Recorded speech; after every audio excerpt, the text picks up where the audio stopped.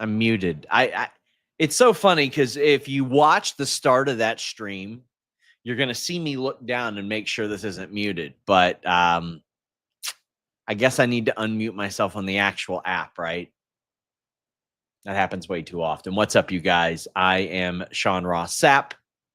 Welcome to Fightful. I will be joined by Alex Pawlowski shortly. It was a great intro. I gave you all so much exclusive news, behind the scenes news, all that stuff. But listen, FightfulSelect.com has plenty of that. We'll tell you more about that throughout this show. Today on The Hump, myself and Jimmy Van talked about WWE Unreal for like 45 minutes.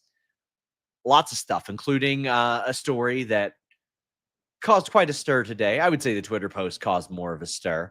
But we've got lots to talk about on this show as well. Some things that I didn't think quite made sense on this show. But I mean, still some good wrestling nonetheless. And lots to get into. We have now the man soon to be known as the Puppet Master, Alex Pawlowski. Alex, how you doing? I'm good. I'm good. You're good. You're good. Yeah, I'm glad to hear. Yeah, I'm good. Yeah, I'm good. We have I don't want to. I don't want to oversell it. I don't want to be like, I'm doing great, Sean, because I'm doing good. I'm also like not doing bad, but I want to tell the people the truth. I'm good. All right, Alex is doing all right. Get in your super chats. Get in your humper chats. If you want to get your questions or statements read on the air, you might say, why in the hell would I want to do that? Well, we got more exclusive news than anywhere else in pro wrestling. It's a good time here, my guys. And we got Antoine saying MJF, Jungle Boy, and Darby Allin were considered AEW's pillars at one point. Who would you say are the current pillars for AEW? Love Fightful. Keep up the excellent work. In my opinion, the four pillars would be Toni Storm, Jon Moxley, Hangman Page, and Swerve. And if you wanted to interchange one of those with Ospreay or Mercedes, I wouldn't be mad at that. I wonder if Moxley could still be said to be that in, let's say, 18 months. I wonder if he starts to wind down his time at the top of the card and just be a face that's around, that's important, but not the most important guy. Because I think that there are people like that. If you say Swerve is on there and Ospreay's not, well, I don't think you could take Swerve off, but you might be able to take Moxley off depending on where this thing goes. Storm's on it, Hangman's on it. Who your other two are, I think, is up to personal preference. I mean, yeah, a 6-year run at the top of the card is a damn good run. And you always know, like, whenever the time comes for him to go back to the top of the card, there's an appropriate situation. You never know what might get like hot. You never know what might get hot. You never know. You never know. Yeah. Well, guys, leave a thumbs up on this video. It means so much to us. FightfulSelect.com has a bunch of news on Fightful or on FightfulSelect.com. Obviously, that's where it is. Details on another TNA contract status. We've had 4 of those this week. We had details behind Vince McMahon driving like an absolute madman. WWE Unreal, what was set up, what was real, some of the reactions internally from the company. We have Select Answers Q&A articles every day. Tomorrow, being Thursday, we have Ask Grapsity. So you can get in there and ask our wonderful gentlemen over at Grapsity what they think of anything in wrestling. I'll have some live streams this weekend as well. I'll be in the Discord talking about SummerSlam. You'll get scoops from Media Day. I'm going to have a big SummerSlam scoops thread tomorrow as well. Just $5.99 a month. You can also get that annually. And we've done individual story purchases as well. But let's talk about AEW Dynamite. Sean Doherty, thank you very much for the super chat.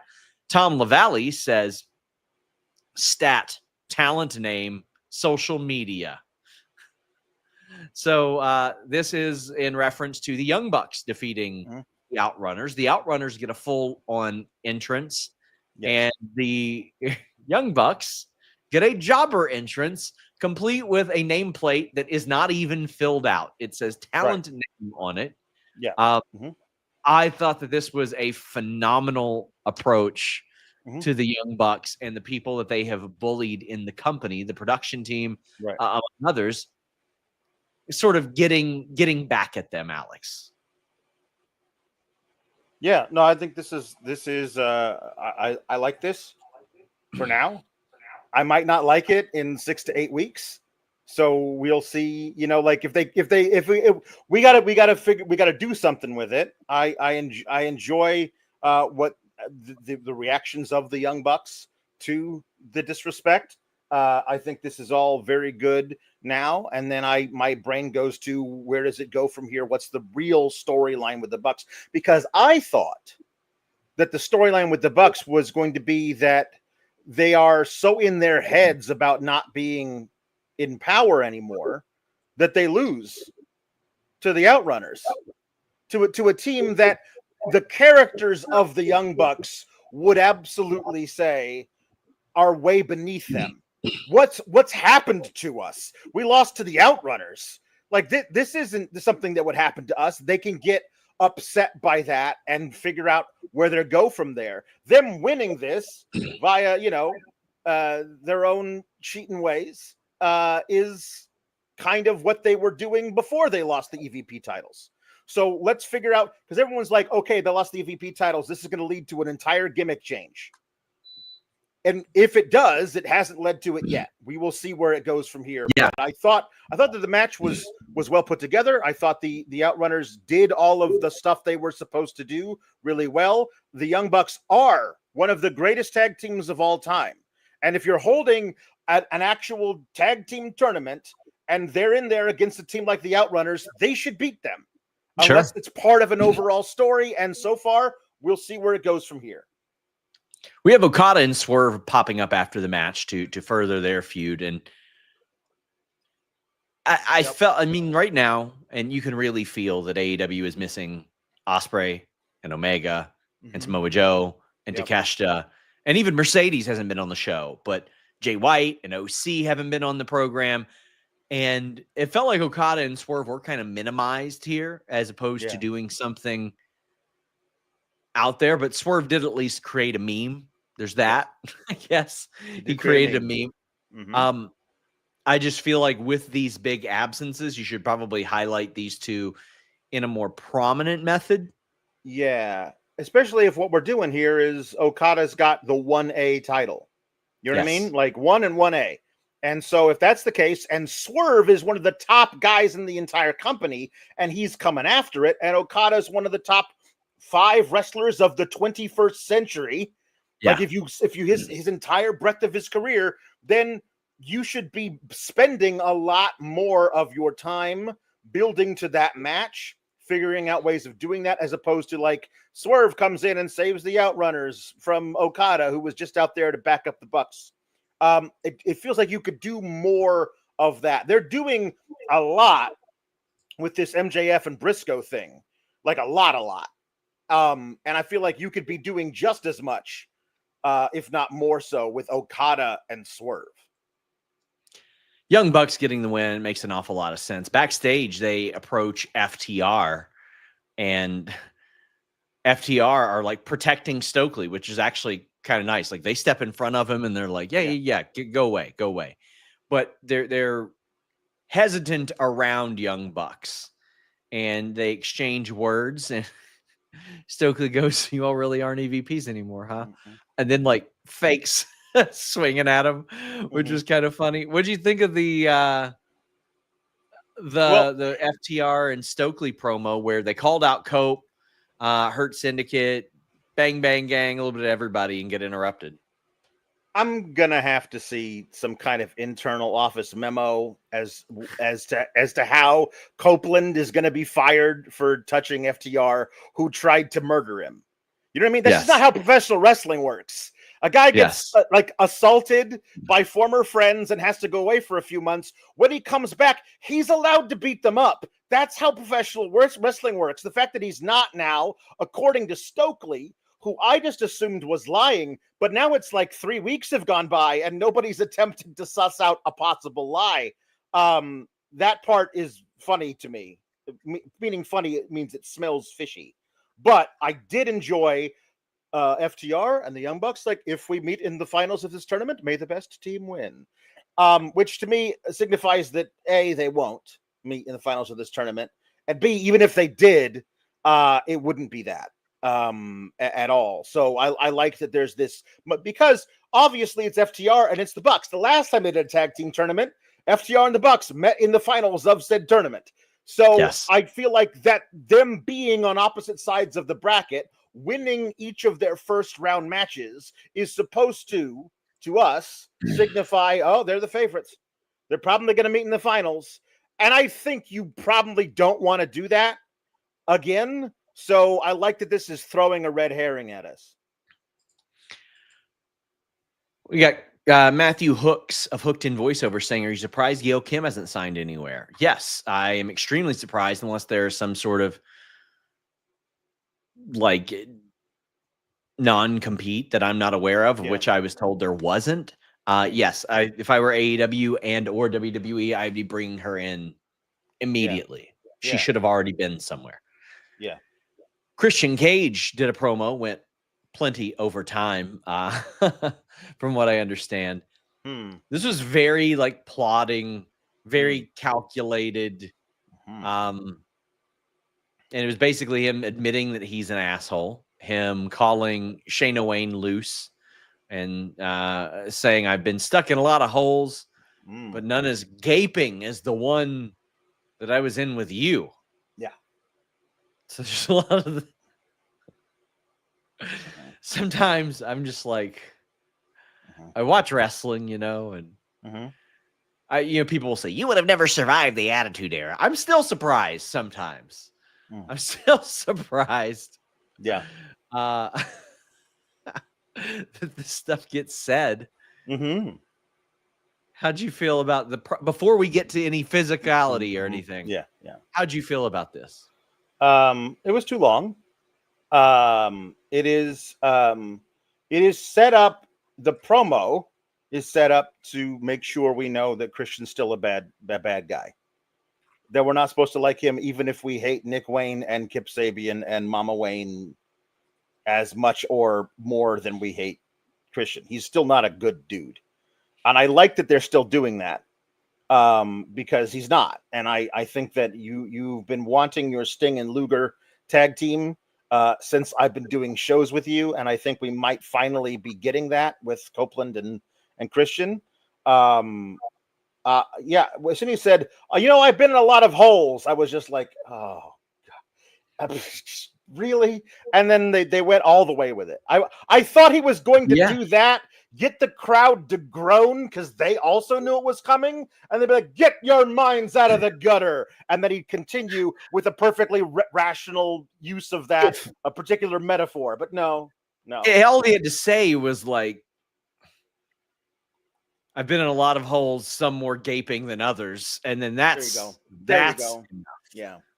That's enough. It's hard to find someone to root for in this situation. You know what I mean? But I mean, that is kind of what we're getting at, is that Christian isn't really redeemable right now. And Copeland is trying to get him to be, but I kind of think it's more interesting that Christian is just a bad person now. It's just that he's Copeland's bad person and he loves him no matter what. Right. That's far more interesting than me going from believing that Christian has been this just really horrible guy to, no, he's just got to find himself. Yeah. I don't believe that he can find himself. No, he can't.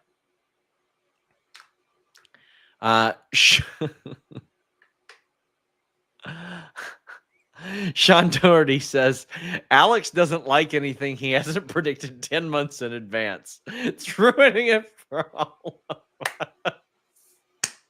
Well, I mean, I like my own ideas, but also I actually prefer it when I can't predict what's going to happen, and the thing that they do is something I didn't think of and is great. Like, that's my favorite type of wrestling storytelling, is I can't see it coming, and whatever they do is awesome. That's my favorite. Like, so yeah, I can't help myself from predicting what might happen. That's how my brain analyzes things. But no, I don't only like it when those things come true. I just mostly do. Well, We got a concerto to Christian. We did. And I don't know who produced this, who set this up, who planned this, but they really should have not done it from, well, I mean, they tried to shoot it from an angle of which it looked better, but it didn't look good. And honestly, they probably should have just shot it from behind or had Christian face the other way, because it looks even worse from the crowd spots. Yeah. But like the camera shot didn't look good. The camera shot didn't look good on the concerto. I want to say this. Nick Wayne, but James Solly says Nick Wayne's been in the gym looking good. He and Kip executed it fine. Like, it's safely. That's how you're supposed to do it, especially to a guy who missed almost a decade from a concussion. Like, or several years, maybe like 7 years, not a decade. But the crowd shots are even worse. The crowd shots look way worse than the camera shot did. They should have had him facing the other way. Any criticism of this spot is not they should have actually hit him with the chairs. That's not the criticism of this spot. The criticism is that you could shoot it from an angle that makes it not look so obvious that they're not hitting him with the chairs. The fact that he's had that it was one of those, it was a standing concerto, which they don't do very often. Usually they do it where they're laying down one and their heads on one chair and then the other thing. But this is the way it used to be because each guy had a chair. That's the way. That's the old Edge and Christian concerto. And I like that they're bringing it back for this particular thing. I agree. They could have used it better. But this is a message to Adam Copeland, to the Edgester. Like, we're doing this to your boy. Come back and we're using your old move on him. What are you going to do about it? I think this is some good stuff. It's like, why isn't Cope at work? Because he's banned from the building by Stokely Hathaway in canon. I don't know why, but like, I don't know how that works. I don't know how Tony Khan signed off on that. But Stokely Hathaway got him banned from the building, so he can't be there. Well, buddy, that's something we're going to talk about tonight. Is the unusual absence of authority within this show. It's quite odd, quite odd. But I'll tell you what isn't odd: getting the best night's sleep of your life with Helix Sleep. You want to invest in your sleep, and Helix is able to do it. In 2020, I wanted a new mattress, but it was the pandemic, and quite frankly, didn't want to go roll around on a mattress that other people had been rolling around on. It wasn't in the cards for me, but I wanted a new mattress. I wanted to invest in my sleep because you're spending ideally a third of your life in that bed anyway. So I looked up highest rated mattress reviews, and all signs point to helixsleep.com/Fightful. But that wasn't even helixsleep.com/Fightful yet. It was just Helix Sleep. But I ordered one of their mattresses. I took their online sleep quiz. I got matched up to the Duskalux. I read all the reviews from like GQ, Good Housekeeping, all that stuff.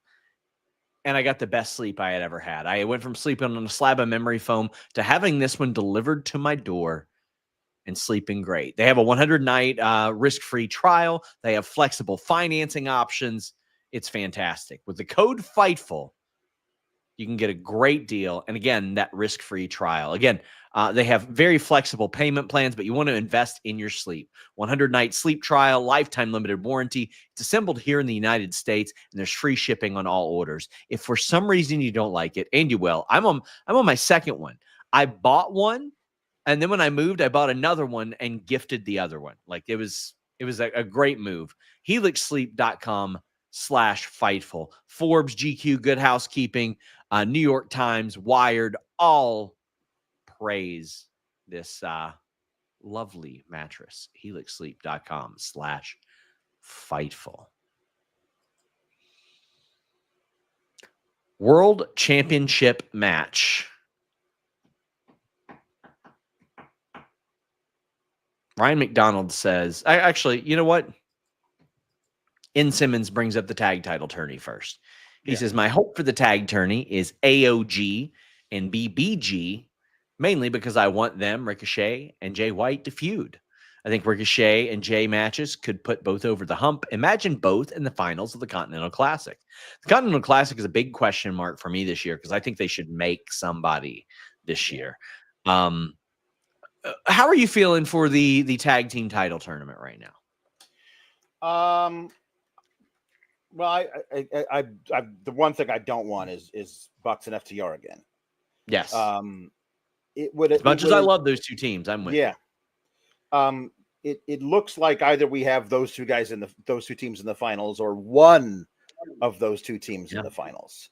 I don't think we're gonna get to the point where neither team is in the finals, especially because we have this thing with the Hurt Syndicate. So the way I think it's going to be is I think it's going to be FTR versus Brodito. Okay. I think that's because that they've set up this thing with the Hurt Syndicate, and FTR now have beef. So like I think that seems to be at least FTR gets to the finals, if not wins it, because of that storyline they've set up. But would I love to see the Bang Bang Gang come out of it, especially with this thing with like Jay White's out for who knows how much longer. Colton Gunn just went down. Like I love Juice so much. I think that Austin Gunn is a really, really dynamic performer. I really feel bad for the Bang Bang Gang. We haven't seen all four of them healthy in like a year. Like I really want to see some gold back on the Bang Bang Gang. I would also consider having Brody King win the Continental Classic. Well, yeah, sure. Yeah, why not? It's a good idea. I would do that. We have Hangman Page defeating Jon Moxley. But before we get into the actual match, Ryan McDonald is just here for Alex's breakdown of that beautifully shot Mox entrance. Man, if you're gonna go to these kinds of places, and credit to AEW, they have found fantastic ways. The dueling opera box promos between Toni Storm and Athena, those were great. And then tonight we got a Darby Allin jumping off a balcony, which is like, if you're gonna do a show venue like this, you gotta find a way for Darby either at least to appear on a balcony like a gargoyle, or in this case, probably preferable, jump off of one. Very good. And also these old theaters, man, like they're built like 125 years ago, and they have these really cool back, like behind something where you don't even know there's this crazy spiral staircase that goes up 20 floors, because that's how they used to they would go up there and like fix the rigging for all these big sets that would drop and these operas that would perform at these old houses. So there's gotta be some old staircase that winds up its way into the rafters, and I love that they found that and then shot Moxley. Oh, we'll get there. Come on, below it. You jump ahead. Down. Oh, it's so good. Don't jump ahead too much. We had Hangman Page against Jon Moxley, and of course they have a fantastic match. I do wish that sometimes Jon Moxley matches would be contained in the ring. That way, I think it'd be a little bit different. But you had like the dead eye on the table. You had Jon Moxley repeatedly getting Hangman in the choke. You had this series of pile drivers, including one on the apron, then back in the ring. Mm-hmm. And do I think the pile driver has been bastardized too much? Yes, absolutely. I do. Yeah. But this made for some phenomenal in-ring stuff. I am very frustrated that they promoted this whole nobody's at ringside thing, and then everybody was at ringside. Yeah. And I'm like, where are the authorities in this situation? What will Tony Khan do? Because we have seen Tony Khan in character say to Don Callis, if you get involved in this, you are fired. We have seen Stokely Hathaway apparently just make this rule. We don't know the legitimacy of it regarding Cope. But this was a stipulation. Will it be enforced? I can't bury it until it's not enforced, but I don't have a great amount of confidence that it will be enforced, Alex. And while it was the catalyst for a very cool moment that we'll speak about, am I alone in being frustrated by this? I don't think this needed it. I think a good, clean 1, 2, 3 would have been sufficient, and you could have done all that after. You could have done all that after. They could have came down, tried to lay the beat down on him, and then there's Darby. Yeah. I agree. I didn't mind all the stuff happening match wise around the ring. That's kind of a Moxley staple. And Hangman is willing to dance with him out there. That makes sense. And if you wanted to say, hey, all of you are banned from ringside unless we can make it so the ref can't see. And so our plan is to distract the ref in some way and then have Claudio and Yuta distract the only 2 security guards at ringside. And then Marina slip in with the belt and I'll hit him with it and we'll win. If that was your plan, fine. But you didn't do anything to affect the plan. The ref bump happened while Hangman had Moxley up for the Deadeye and was spinning around, and Moxley's boots accidentally hit Paul Turner in the face. Like, yes. the idea of like, okay, guys, I'm not going to do anything to affect our plan, but just in case Hangman accidentally knocks out the ref, I need you guys to be ready to walk toward the ring. That doesn't make any sense if you think about it for more than 5 seconds. So that's what I didn't like about this, is that you can't do the accidental ref bump that you didn't cause, leading to this master plan you had in the works. I would have just loved if they had just wrestled the damn match. I'm pretty much anti-ref bump across the board. I feel like that is a very old-timey, shticky way of getting to what you need to do. It's only in the most, like, rarest of circumstances where it should be used. We don't need to use it here. I think that Moxley getting a pile driver on the steps, a pile driver in the apron, and then a Gotch-style pile driver in the middle of the ring, and he can't put the kid away. Like, Jen, don't do the other stuff. Do Moxley losing his mind that he's not going to be able to get his title back. It's not bluster anymore.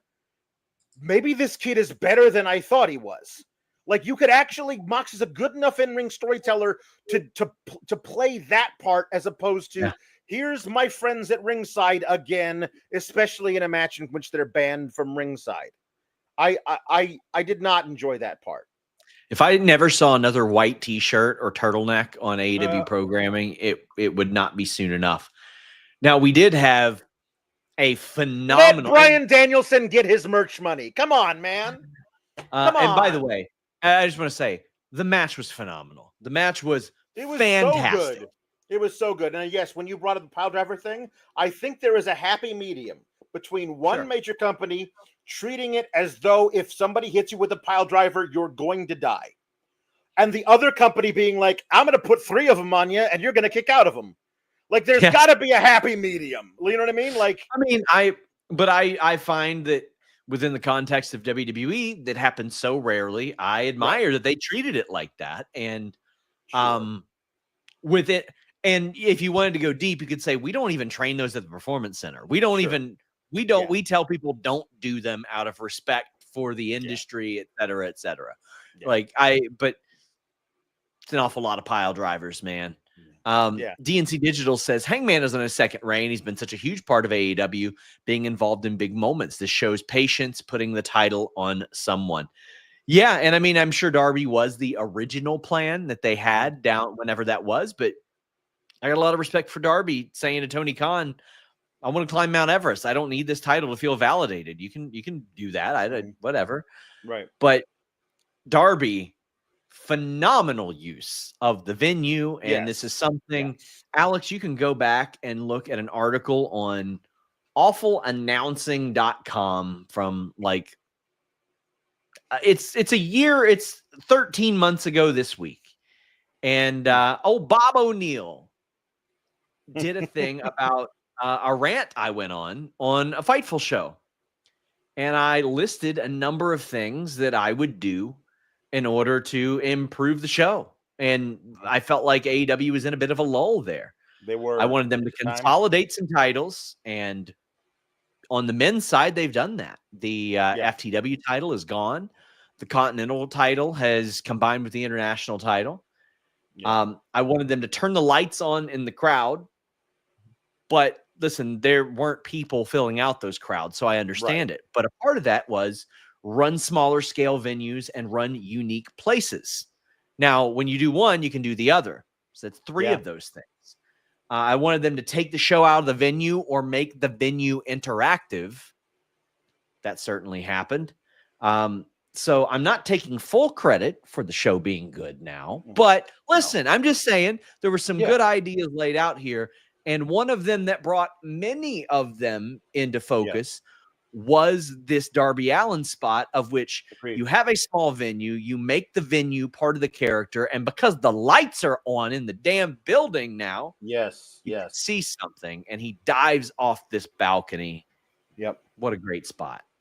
Great spot. Fantastic spot. It's the exact right thing to do with him. It fits his character. It was funny how he landed almost entirely on the security and missed Yuta entirely. Yuta's just like, oh my Yuta God. bailed. Yuta said, nope, this guy's not landing on me. You know what's funny? So I hate it when people get missed and they still sell it. I did a dive, and the people catching me were my fight team. Like, they were members of my fight team.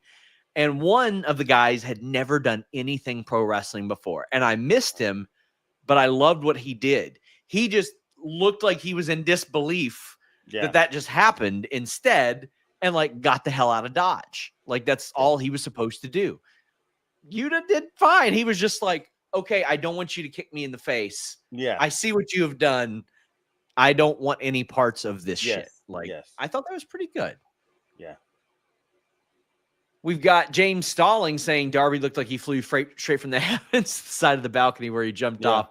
It was so funny to me. It was very good. It was very good. Get in your super chats. Get in your humper chats. Alex, all things considered, even with what we saw tonight, I don't know why this didn't main event. I can't figure out why you wouldn't main event with it, except for the fact that, like, you needed Hangman after he had his match to run off MJF at the end of the night, because they've set up this. I know I don't agree with any of it. Like, the stipulation of you can't have a match with me until you beat Mark Briscoe is the most random thing. Like, it doesn't make a lot of sense.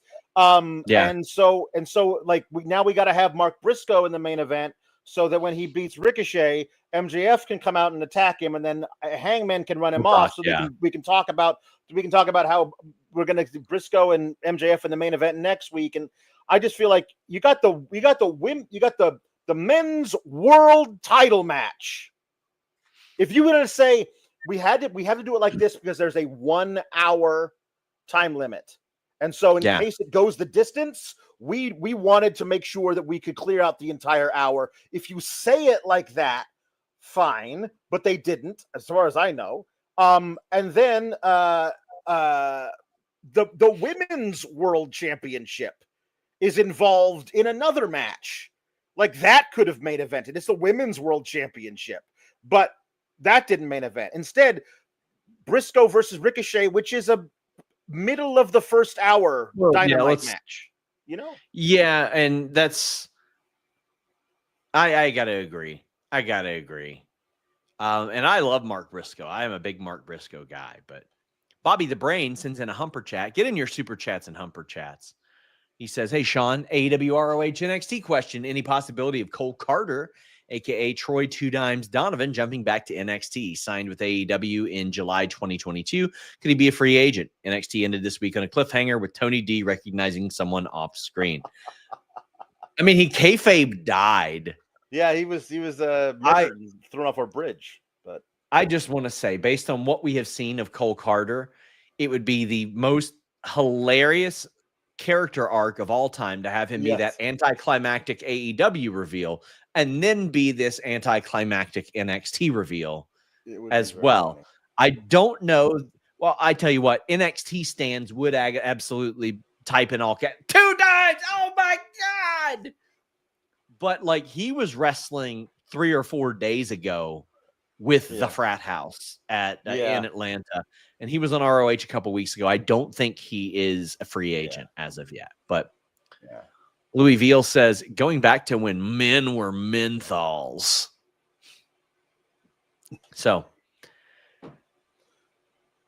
you know what? I'm gonna consolidate all the MJF stuff. Okay, so, Luis, please consolidate that. We got Athena and Billie Starkz defeating Toni Storm and Alex Windsor. And listen, they have just shot Alex Windsor out of a cannon. Yes. Yeah. And I think that it's been good. I think that she is going to deliver at the top levels. I think they should immediately present her as someone that is special. I think they've done a good job of that. I'm all for Athena getting more TV time. I'm completely on board with that. I am all for her picking up a win here. Alex, how'd you feel about this tag team match? And I like the blue gear on Toni too. Yeah, me too. I love this. I love this tag match. I think Mrs. Bruv, Alex Windsor, is quickly becoming one of my favorite women's wrestlers. That match she had with Athena on Saturday was awesome, brutal in all the best ways. Showing off the bruise on the inside of her forearm from all the lariats she was laying into Athena's chin. That was friggin' awesome. Yeah, they were beating the hell out of each other and brought that right back to the foreground tonight in this match. Athena is on an absolutely different level. The question that never got an answer all those years ago, how does Ember Moon fit into all this? It turns out she fits in a different company, being one of the best women's wrestlers on the planet. I thought she had this in her when I was talking about her all those years ago. And it turns out she does. And she's brilliant, and Billie Starkz is going to get, it's stupid how good Billie Starkz is at this young age. She's going to get better and better and better and better. And Toni Storm is Toni Storm. What more can you say about how great she is? This was a fantastic tag match. And the setting up the O face as something where if Athena hits Toni with it, Toni's done. Toni's done. And it's not the go home. So there's not really wrestling math here.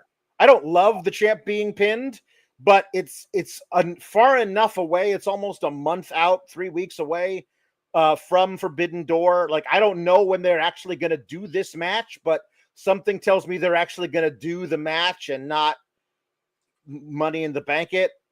I think MJF is more in danger of doing that, and maybe Athena actually cashes in her contract at some point instead of doing that. But I think that it should. I want to see now the Toni Storm promo referencing how, well, if you get me with that, then I'll be on my back for sure, and not in the fun way. You know what I mean? Like there's something we can do. This begs the question, why did Athena not execute the contract immediately? I need specific, execute the contract means like Money in the Bank, like you bring down a referee, sign it, and then you can pin them. Or does it mean you have to give them 5 minutes to catch their breath? What's the deal with the contract? I'm even okay if it changes from year to year, like Toni said. Because Toni said, well, 1 year it was a cash in, the other year it was you declare. I'm good if it changes year to year. That's fine. That can be AEW's different approach to it. Right. Like, I am completely fine with that. However, I do need an answer as to why would she have not done that? And I saw somebody say, well, Alex would have helped her. Well, it's a good thing that Athena has a perfectly good Billie Starkz there, and Billie Starkz just threw her into a barricade. Yeah, they laid out Alex. She would not have been able to help. She's also really tired from this. She took a beating in this match. Athena just hit her non-kick-outable finisher on her. Sign the contract now. Why are you talking trash to her? You have your minion at ringside who can help you further soften her up. I don't understand if the thing is cash-inable, the way that the Money in the Bank is, her not doing it now doesn't make a lot of sense. Like her yelling at her, like, I'll do this on my own time. Why is your own time not now? It is your own time. I mean, okay. Love for Boost says Toni and Windsor are such a fun team. I want more. LaRon Ford says, hey guys, what's up with the lack of women on Dynamite and Collision during this residency? During this residency? Like, is the residency even 6 years? It's like, I mean, they've been. We've God. We got to see some stuff on Collision with the 6-woman utilizing the new trio they've got there. Didn't we have like an 8-woman at some point recently? Yes. Like, so like they've utilized, it's mostly that they've utilized the same women, which I feel like is part of it. But I think that there's I'm very excited about where this Queen Aminata, Megan Bain, and the Triangle of Madness thing is going. I think that there's a lot of fun to be had there. Stat and Willow seem to still be like, circling each other. There's a lot of stuff going on. I think that they've done a fairly good job coming out of All In with a lot of women's stories being juggled. I will ask Luis to please put that back because I was not done reading it. But LaRon also said, will they sign some more talent so we can finally do tag team titles? And says, is it too much to ask for 4 non-squash matches a week plus backstage segments for the women? Like, even if they did a squash match and a match, I would be like, okay, there are fewer women in the company. I mean, I will say this: WWE, especially on Raw, has been doing a phenomenal job, like with giving women time on that show. But as far as needing to sign women, I don't think they need to sign women. They got to get women healthy. Tony Khan spoke with Iridian, our Collision post-show host, today, and said, "Man, the All-In Gauntlet like kind of screwed us right now. They just brought over Shiri, she got hurt. Thunder Rosa got hurt. Ruby's on maternity leave. Riho and Shida, last we heard, had injury time, or sorry, had visa issues. You've got Mina got hurt. Yeah, there's a lot of them, but also there are people like they don't need to sign anybody, Alex. There's people they can pull off the bench. Yeah, that's true. Camille is sitting at home. Mercedes Martinez is sitting at home. Yeah, if you want to put Madison Rayne in a team with literally some other TNA veteran, cool, that's a team. Like, Britt Baker and Deonna Purrazzo. Sure, put them together in a team. What's Serena Deeb doing? What are all these people doing that you can't put them in a Diamante team? is also a great shout too. Yeah, she just came back. Yeah. Yep, I think that they've got plenty of people to do a team or tag team, and I wish they would. Eloquent says, when are they going to build Forbidden Door? Well, the issue with that is they have the G1 going on right now, and that kind of sucks for them. But I would imagine there's going to be more like CMLL influence there as well. Obviously, Zack Sabre Jr. is going to be involved in something very big there. They gotta. Gabe Kidd, they're going to hope that he's healthy. They've put, they've got some UK talent there, but I'm honestly right now I am not excited for Forbidden Door. Chiwa says Billie Starkz needs a year in stardom. No, I think she's fine where she is, learning from who she's learning from. I don't think that she needs a year in stardom. I think she's just a young wrestler who is getting her reps in. She's learning a lot of stuff. She's doing that, but like she spent time in Japan. Like she did a couple little runs over there. She did a couple matches in 2022. She faced Miya Yamashita. I want to say was it last week she was in Japan? Yeah, she was in Japan last week. Yeah. My God. Yeah. We have JP saying AEW commentary does this weird thing where they only call it a super kick for certain wrestlers. The Bucks always call it a super kick. They should start calling it a thrust kick to make it a one more thing from them. There are certain moves that like you tell that announcers love calling, and one of them is like a Kamangiri from exactly. I say that and you smile. And Michael Cole, you just know that as soon as he saw it, he's always like, "Step up, Enziguri! I know that one." Like everything's step up. Everything's a step up. Every Enziguri is the one that steps up. A step up Enziguri, and I'm like, they're just regular Enziguris. When you catch the foot and all that stuff, there's Enziguri. Yeah. We have a Willow Nightingale interview where she says that she's going to rip all 8 of Tekla's legs off. We're setting that up for tomorrow. That is a good match. Yes. I'm here for it. I like that. Anthony Pride says, what about Nyla Rosa against Megan Bayne? I would like that too, but I would like even more Harley Cameron and Nyla Rose teaming up. Yes. That's a fantastic. Like, I like how, Harley Cameron is like the unofficial third member of TaiJ. However, Harley Cameron and Nyla Rose is comedy gold waiting to happen. So they can figure out a way to get that done too. Well, I'll tell you that, by the way, Willow called herself the trapezoid of Grapazoid. Yes. Yeah. I don't know what that means at all. No. But I mean, as opposed to the triangle of madness, she herself is a shape, and it's not of madness. She's the trapezoid of Grapazoid. Well, I prefer shapeshifters, Alex, and that's what NordVPN.com/Fightful is.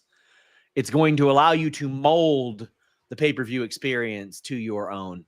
Maybe you want to buy that Forbidden Door show in about a month, but you don't want to spend as much as we pay here in the U.S. Here's good news. NordVPN, multi-year deal, plus 4 extra free months, 30-day money-back guarantee, and the ability, they're giving you more money back, by the way. Amazon gift cards. Find out more at NordVPN.com/Fightful, because you download the app, you change your virtual location, you pay the prices they're paying overseas. And it's going to be even better because it's going to be an afternoon show probably because it's in the UK. Hell yeah. You can listen to your favorites abroad. So maybe you're traveling over there for the show. You don't want to miss your shows. Maybe you're traveling to some of these other AEW pay-per-views. There's some traveling I got to do this fall. And I'm looking at the schedule and I'm like, well, how am I going to watch Bengals games? I don't have NFLC. I don't have the red zone or season pass, whatever it's called. But I can just do what Denise's husband told me to do, change my virtual location to my local area and watch the games.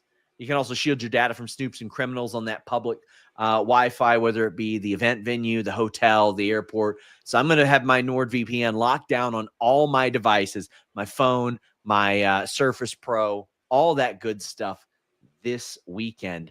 NordVPN.com/Fightful. Again, works on all your operating systems, all your devices. It's going to save you money. If you are a wrestling fan, you're going to want this. It's going to pay for itself in 1 month. It's just like a couple bucks a month. Pretty good deal. Allie Albright asked if I own a brush. Let me see. Do I have a brush? I don't. I got a comb. My hair's just messy, man. That's just, yeah.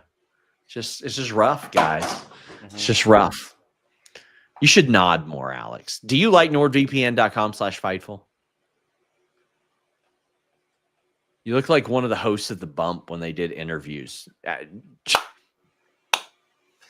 Yes, I need the brick. I need the bricks behind me for that, though. You do. You do. They did steal that. They stole my bricks. Oh man.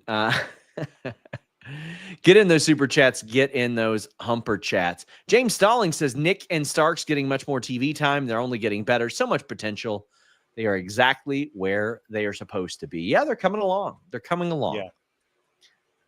I agree with you, James. So MJF speaks with Shelton, tries to present him with a watch, but Shelton knows his watches, and he says, this is Temu. Throws the watch down, and it breaks, and he's like, you know what? You would have got your ass whipped a long time ago if it wasn't for MVP. But as far as I'm concerned, you're out. Now, I do want to make this clear. Commentary said, well, that's 2 out of 3 thumbs downs. So they indicated on commentary that it has to be 3 thumbs up in, maybe 3 thumbs ups out. What do you make of what we saw? Because neither MVP or Lashley were there because of MJF. Yeah, the way that Shelton said is like MVP is not here, but he's disgusted with what you tried to pull last week. So I feel like if MVP told Shelton Benjamin that's basically a thumbs down. The idea, what MJF said was like, I really want to apologize for the way Bob acted last week. And it's like, but that's okay. We can move on without him. As though MJF was under the impression that Bobby Lashley had quit the Hurt Syndicate rather than stay in it with MJF. And Shelton's like, yeah, no, you're the one who's out. And I feel like Shelton can be right, and we don't need to do this anymore, because I not only do I think that it's right for them to be like, we're not your. I also love that he was like, because the watch is not the one that MJF tried to give Shelton tonight. The watch is the one that he gave Lashley months ago. And Shelton was like, do you have the time? No, I don't have my watch. I gave it to Bob. I know you did. This is it. He gave it to me. I know my watches, and this is a fake. From the time you tried to bribe your way in with a Temu watch, we knew where you were coming from. We knew what your game was. We were just trying to suss you out. So, like, I love that they said, like, from the beginning, we were onto you. So, like, this has all been a ruse the entire time. We were just waiting to see how strong you were going to play your losing hand. Like, I love that Shelton was cerebral about it. I think that the other reason why this is a good thing is because MJF should not have anybody who can help him out against Briscoe, and then if he beats Briscoe, against Hangman. He should be on his own. Like, and MJF figuring out a way to, if I beat Briscoe, I get a match without having to cash in the contract versus Hangman Page. If Hangman Page beats me, I'm just going to cash in my contract. Like, I feel like that's a way that he can try and be smart in that way. If he's got some guys who can run interference for him or beat people up, then that's not, I don't think, the story that they're working with MJF. I think it's really important for his character arc that he doesn't have the Hurt Syndicate backing him up right now. Could this really be? If this is really it, there's no way that was the plan. I don't think so. And if it was a bad plan. Right. No, I don't think that was the original plan. I think that there is probably, once they decided, okay, this is what we're doing with MJF. We're having MJF win the contract. He's doing this thing with Briscoe. He's doing something in CMLL with Mystico, and he's coming after Hangman. Once that became the thing, then, well, if we're doing all that with Max, then we can't have the Hurt Syndicate as his backup, because that's not that story. And the Hurt Syndicate can't be his backup because the Hurt Syndicate have got to be tag champs at some point, right? So I think it's a smart play. If it was an audible, I think they called the right play as that audible. Cody says, we're getting an MJF Mystico rematch. Seems like MJF has several other programs going on, and the Mystico feud has been dropped. Luis notes that MJF is facing Averno this week for the CMLL World Light Heavyweight title. He expects him to win that and Mystico to challenge him for September 19th. Anthony says, great wrestling, but weirdly booked show. I thought they were going to build towards MJF getting the boot from Hurt Syndicate, but Shelton just kicked him out. I see some chatter. If that's really it. I see some chatter that this is a work. Yeah, they're like doing this to as a beat up, like Hangman and all that. Yeah, that like they're making Hangman think that he doesn't have the Hurt Syndicate, but he really does. You know, because they've not whipped his ass or anything like that. So I could definitely see that. Yeah, definitely could see that. Sean Doherty says Tony Schiavone is wrong 99.9% of the time, still employed solely for name recognition. Come on, TK. I mean, he hated on you, and now, jeez, I love this guy. This guy rules. Oh my god! When you say wrong 99% of the time, what do you mean by that? What is he wrong about? Not like wrong. How wrong is that he doesn't? I don't know. I mean, maybe. Dave Cost, this dude sent so many super chats today on the hump. We appreciate you. He says, fellas, if you put your ears to the wall, listen real closely, you can hear the faint noise of Christian still talking. That seg stunk. Decent show. Great to see tag team wrestling on AEW of late. It lasted a long time. It did. I don't think you need segments like that. No. That long. Yeah. And Dave, I don't know if you were here earlier. We did speak about that, but yeah. Mm-hmm. MJF also confronts Hangman, but Meet Normus says, here's a small sack of monies for puppets and or a burn notice review. Is Cedric Alexander replacing MJF in the Syndicate? I don't know. I don't think so. As things stand, I don't think so. Was it a one-off in TNA between him and Mustafa? It might have been. I don't know. He was under contract. That's the thing. I mean, haven't been told he was. What I'm saying is, like, I don't know if he's under contract, it's paper appearance, but if it was a paper appearance and now he's done, that was a one-off thing. Yeah. And I feel like they probably build it to something else. When I asked people, they said they hadn't heard of him signing a contract. So it's possible. Mm-hmm. Did we get asked about a burn notice thing, like for any canon reason? No, just Meet Normus keeps saying, because I love burn notice. Kate hates burn notice, and so Meet Normus she just does. I don't know. She does. I don't get it.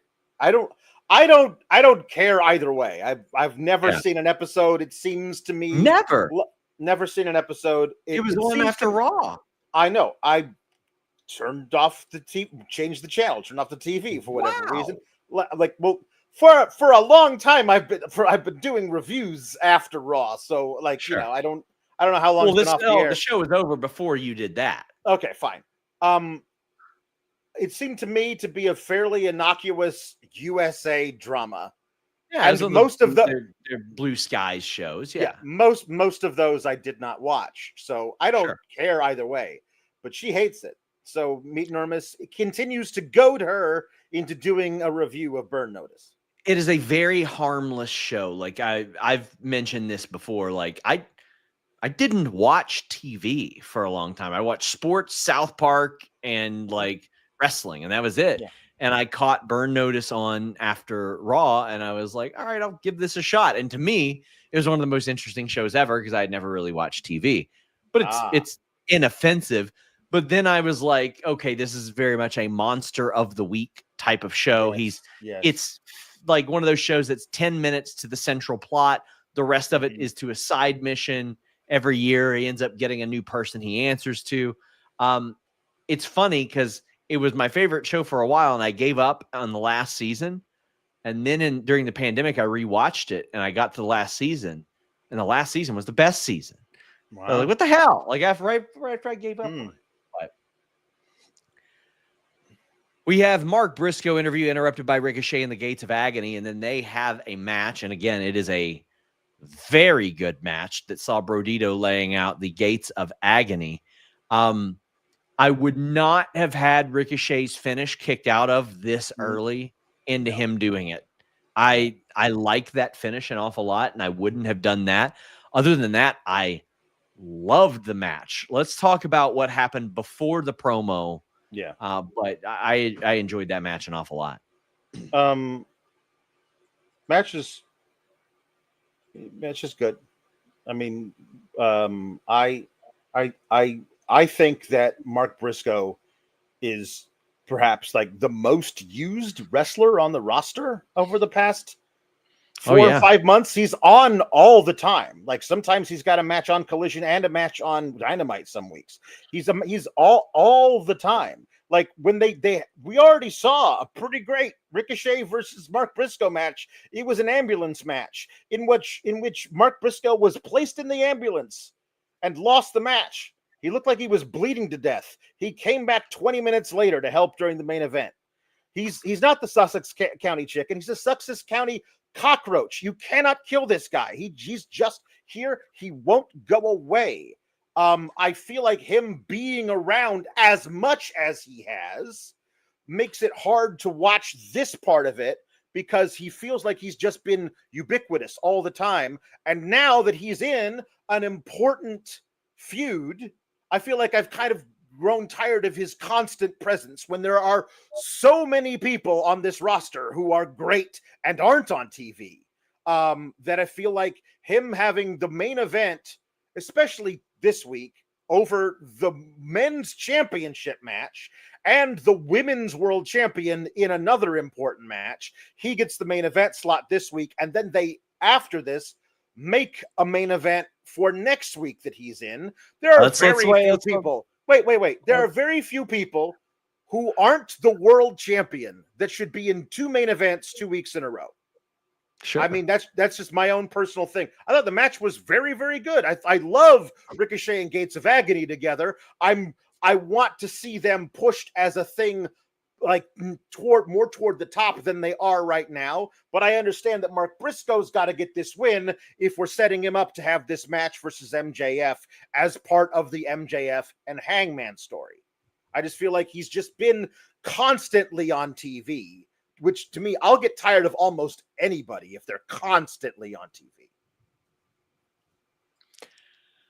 Oh man. I mean, the match is good. I just feel like Mox and Hangman should have been the main event. Like, you didn't necessarily need Hangman here. Yeah. I don't think.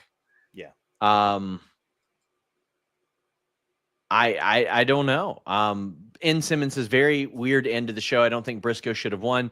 Ricochet's first year is reminding Swerve when he kept losing to Darby, when I thought someone else could have been in this losing position. Yeah, but you do also want somebody that you believe could beat Mark Briscoe as well, because you don't want every match to be a throwaway. Now, with Mark Briscoe, he cut this promo, and I actually liked it. At first, I was like, what the hell is he talking about? But then he said, I know my brother's in heaven, and I could kill you.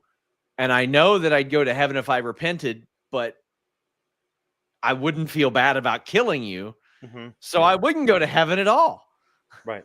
I thought that was a good approach. This is also the exact style of Mark Briscoe that I was requesting a few weeks ago. He's now become serious, gonna kick your ass Mark Briscoe, which is the kind of guy we're gonna need if he's gonna be out of like the conglomeration mid-card. If he's going to be up here in the main, I'm really excited that they're making him like a more of a serious character. But I also loved MJF's response. Just because you're acting more serious doesn't mean I've got to take you seriously. I think that's a perfect response from MJF about this as well. Yeah, he was very much like, I mean, it seems like you've dropped this act, but I felt like MJF played this perfectly. It's he encouraged him for so long, like, stop doing this. And then when he did, he's like, yeah, well, it doesn't really matter anyway. He just moves the goalposts. I still don't take the perfect heel. Yeah. I still don't take you seriously whatsoever, he said. Yeah. We've got Sean Tony saying even a broken clock is right twice in a 2-hour show. This dude is incredible. This dude is fantastic. Arduit says, seconding burn notice review, Bruce Campbell is a national treasure. Bruce Campbell was phenomenal in that show. Phenomenal. The show is basically MacGyver on USA. It was very much like that. Yeah, very much. B Ninja says, of all the unused women you mentioned earlier, the biggest crime is Trish Adora. She's another one that needs to be used more. Yeah, I mean, I do like her with the infantry, but I absolutely agree with that. Trish Adora is fantastic. She has long been somebody that I thought should be used more and better. But Alex, any prevailing thoughts from this show? I think that there's a lot of interesting stuff you can do with this MJF Briscoe Hangman thing, because Hangman saying MJF's got to beat Mark Briscoe to prove something to him, like that part of this particular build is interesting, because let's say he doesn't beat Mark Briscoe, he's still got the contract. Like, there's something interesting there as well. Like, I fully expect him to beat Mark Briscoe. But if he doesn't, that's just going to piss him off more and force him to use the contract the way he has sworn he would not. But he wants to be that champion. He needs to be that champion. So maybe he does it because he can't earn his way to it. There's a lot of options that they've given us. I think all of them are good, and I'm excited to see which one they choose coming out of this particular storyline. I want to thank our moderator, Luis. I am off to New York, New Jersey tomorrow. I will be back on Friday. I'll be back here to review WWE SummerSlam. I'm also likely going to do a live stream or two on Fightful Select this weekend, as it kind of messes up our Q&A schedule, all that good stuff. But FightfulSelect.com is a great service, $5.99 a month. We're going to have betting tips. I'm going to have a bunch of SummerSlam news. We're going to have more TNA contract news. Go to the place, the source that reports a huge portion of exclusive news. Check out Fightful Espanol. But Alex, tell the people what you got going on. You can find me over on all the social media at Alex Sourgraps. You can find me on Fightful Select reviewing Raw on Mondays and SmackDown on Fridays, usually, because those are the nights the shows air.